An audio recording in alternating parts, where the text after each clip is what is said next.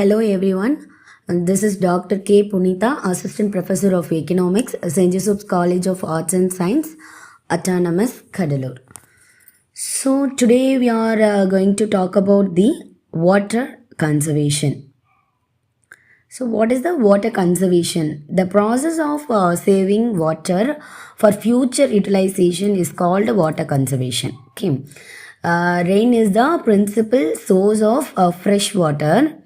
The other source of water are lakes, rivers, oceans and streams. With the increase of population, quality and quantity of water has declined. Since water is the most important component for human survival, it is essential to conserve water resources. Then we have to move the need for water conservation. As population increases, the requirement of water also increases. Less than 1% of water on the earth is readily available for human use. Due to deforestation, there is a decrease in the annual rainfall. Agricultural and industrial activities require more fresh water. Over-exploitation of groundwater leads to drought. Then what are the strategies of water conservation? The following strategies can be adopted for conservation of water. The first thing is reducing evaporation loss. Evaporation of water in humid regions can be reduced by placing horizontal barriers of asphalt below the soil surface, which increases water availability and crop yield. The another thing is reducing irrigation loss. Water loss during irrigation can be reduced by the following methods. What are the methods? That the first method is growing hybrid crop varieties. Another one is irrigation in early morning or later evening. Another thing is using drip irrigation or sprinkler irrigation. So these pictures shows the sprinkler irrigation. Another one is closing taps when not in use in the water. Then a reuse of water. Treated water can be used for fatty irrigation. Grey water can be used for washing cars, watering gardens, etc.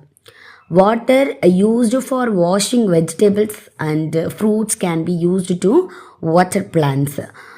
The another thing is preventing wastage of water. So wastage of water can be prevented by these things. Closing the taps when not in use. Repair any leakage from pipes. Use a small capacity taps. And decrease runoff loss.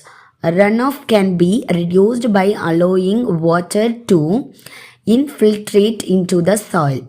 This can be done by contour cultivation or terrace farming. The another thing is avoid discharge of sewage. Discharge of untreated sewage into natural water resources must be prevented.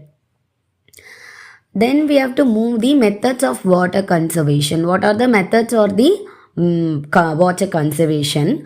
There are many methods available for conservation of water. Some of the important measures are, the first thing is rainwater harvesting. The another thing is watershed management. Here this picture shows the rainwater harvesting. Rainwater harvesting. Rainwater harvesting is a technique of collecting and storing rainwater in natural reservoirs or tanks for future utilization. Then objecting of water, that means rainwater harvesting to meet increasing demands of water, to reduce groundwater contaminations, to minimize ether crisis, to reduce soil erosion, to raise the water table by recharging the groundwater. Rooftop rainwater harvesting. So what is the rooftop rainwater harvesting is? It is a method of collecting rainwater from the roof of the building and storing it for future use. It is a low cost and effective technique for the urban buildings. So what are the advantages of rainwater harvesting?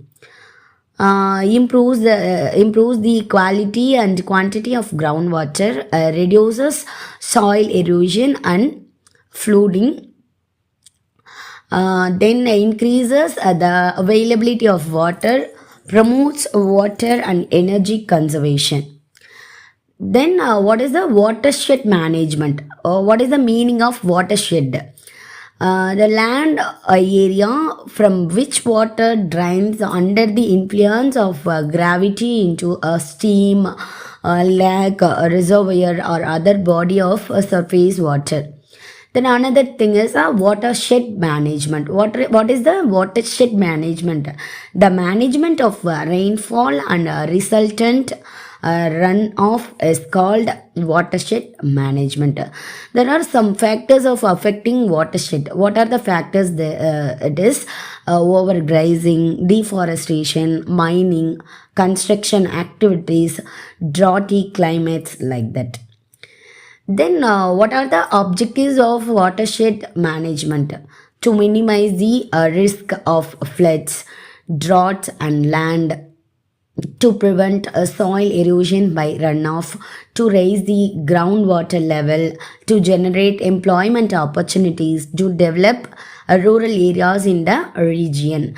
Then watershed management techniques. What are the watershed management techniques? The first technique is trenches. Trenches are dug at equal intervals to improve groundwater storage. Earthen dam. It is constructed in the catchment area to check the water runoff. The third technique is foam pond. It can be built to improve water storage capacity of the catchment area. The fourth technique is dikes. It must be built along nullas to raise the water table. Then maintenance of watershed. The first maintenance is water harvesting. Proper storage of water in watershed is done so that the water can be used during dry seasons. The second maintenance is forestation and agroforestry. It helps to prevent soil erosion and retention of moisture in watershed areas. Third one is reducing soil erosion. Counter cropping, strip cropping, etc. are used to minimize soil erosion. The fourth thing is scientific mining and quarrying. Due to improper mining, the stability of hills get disturbed, resulting in landslides. Planting soil binding plants at an interval of 1 meter on overburdened dump in the mine area are recommended for minimizing the effects of mining in the watershed areas. So this session we are talk about the water conservation. Thank you.